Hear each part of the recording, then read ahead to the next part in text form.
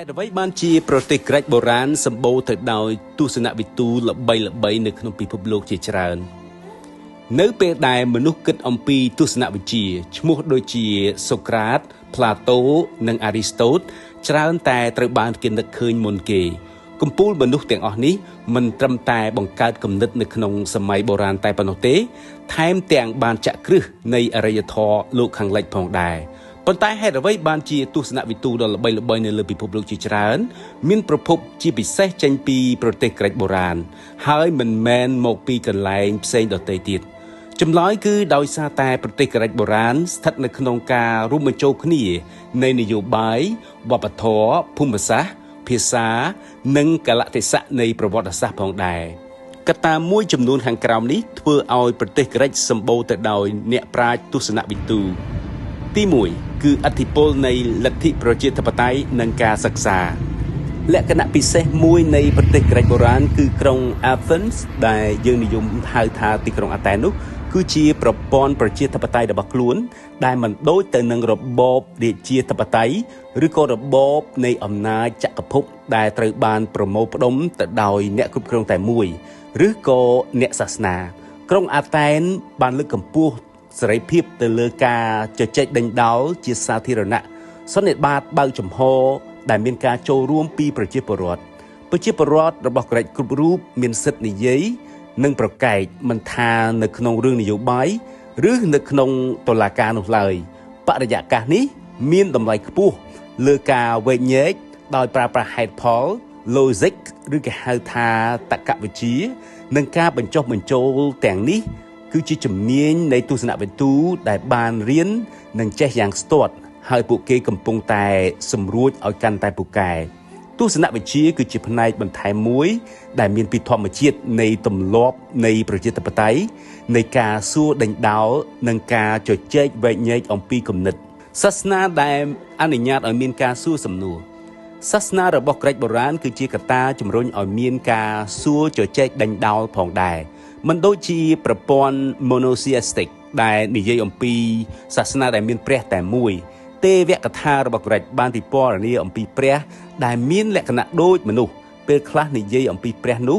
និងការដែលព្រះប្រព្រឹត្តកំហុសផងដែរដែលផ្ទុយស្រឡះអំពីសាសនាដទៃទៀតដែលនិយាយតែពីរឿងល្អរបស់ព្រះរបស់ខ្លួនការនេះបានបន្សល់ទុកនៅចន្លោះប្រហោងឬហៅថាភាពខ្វះខាតដែលអនុញ្ញាតឲ្យមនុស្សប្រើប្រាស់បញ្ញាដើម្បីសួរសំណួរកាន់តែស៊ីជម្រៅអំពីរឿងរ៉ាវធម្មជាតិនៃការពិតយុត្តិធម៌គុណធម៌និងអំពីសកលលោកផងដែរទស្សនវិទូជាច្រើនបានដើរហួសអំពី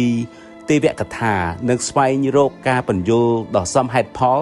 សម្រាប់បាតុភូតធម្មជាតិនិងមនុស្សដោយមិនខ្លាចអំពីការប៉ះពាល់ដោយផ្ទាល់ទៅលើគោលការណ៍លទ្ធិឬព្រះដែលពួកគេកំពុងតែគោរពនោះឡើយ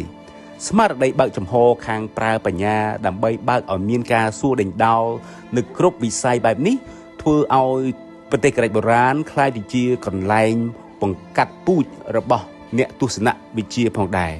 ភូមិសាស្ត្រនិងការផ្លាស់ប្ដូរវប្បធម៌ភូមិសាស្ត្ររបស់ប្រទេសក្រិចក៏បានរួមចំណែកជាច្រើនដល់ការរីកចម្រើននៃផ្នែកបញ្ញាផងដែរ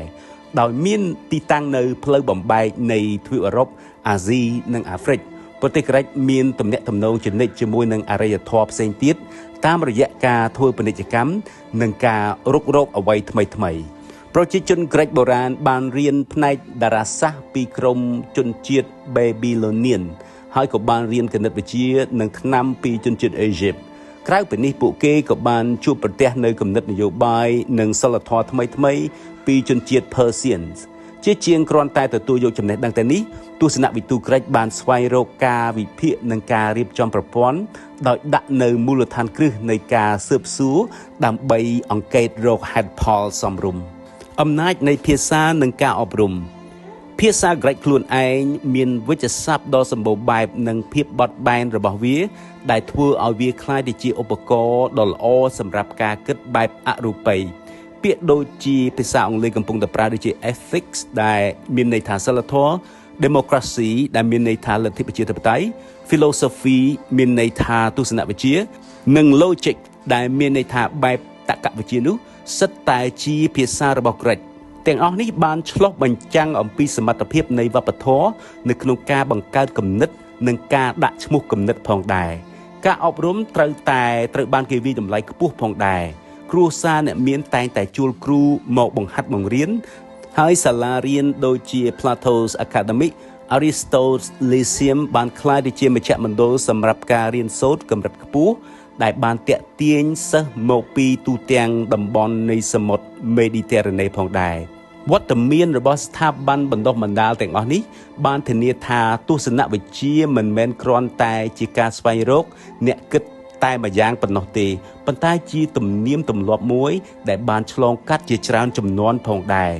ការស្វែងរកស្ថិរភាពនៅក្នុងពេលវេលាដ៏មិនច្បាស់លាស់នៅទីបំផុតទស្សនវិជ្ជាបានរីកចម្រើនដោយសារតែប្រទេសក្រិកបុរាណប្រឈមទៅនឹងគ្រាមានវិបត្តិនិងភាពមិនប្រក្រតីប្រជាសង្គ្រាម Peloponnesian និងការអស្ថិរភាពនយោបាយនៅក្នុងទីក្រុងអាតែនបានបន្សល់ទុកនូវចម្ងល់ជាច្រើនអំពីតម្លៃនៃជំនឿនិងប្រពៃណីនៅពេលដែលចំណេះដឹងពីមុនបានបាត់បង់ទស្សនវិទូដែលមានដូចជាលោកសូក្រាតបានចូលមកដល់ដោយបានសួរសំណួរដ៏ជ្រៅជ្រះអំពីសិលធម៌និងគោលបំណងរបស់មនុស្សការស្វែងរកអត្ថន័យនេះបានធ្វើឲ្យមានគំនិតតាមបែបទស្សនវិជ្ជាមានភាពស្ថិតស្ថេរបំផុតដែលភាគច្រើននៅមានរហូតដល់សព្វថ្ងៃនេះគេដំណើរហួសពីព្រំដែនអ្វីដែលធ្វើឲ្យប្រទេសក្រិកបុរាណមិនមែនគ្រាន់តែជាប្រទេសដែលបានបង្កើតអ្នកទស្សនវិទូដ៏អស្ចារ្យប៉ុណ្ណោះទេប៉ុន្តែពួកគេបានបង្កើតនៅវប្បធម៌បញ្ញាដែលមានការគិតតាមបែប critical thinking ការជជែកដេញដោលនិងការស្វែងរកការពិតត្រូវបានអបអរសាទរឡើងការរួមបញ្ចូលគ្នានៃលទ្ធិប្រជាធិបតេយ្យការបើកចំហចំពោះការសួរដេញដោលការបង្ហាញអំពីអរិយធម៌ផ្សេងភាពសម្បូរបែបនៃភាសានិងគ្រានៃចលាចលជាច្រើនទៀតនៅក្នុងប្រវត្តិសាស្ត្របានបង្កើតទៅជាបរិយាកាសដ៏ពិសេសមួយដែលទស្សនវិជ្ជាបានរីកចម្រើនកេរដំណែលនៃសម័យកាលនេះគឺជាច្បាប់ទម្លាប់ដ៏ទំនើបវិទ្យាសាស្ត្រនយោបាយនិងការអប់រំតែងតែរំលឹកយើងអំពីមូលហេតុដែលប្រទេសក្រិកនៅតែជាប្រភពនៃកំណើតនៃទស្សនវិជ្ជាពីលោកខាងលិច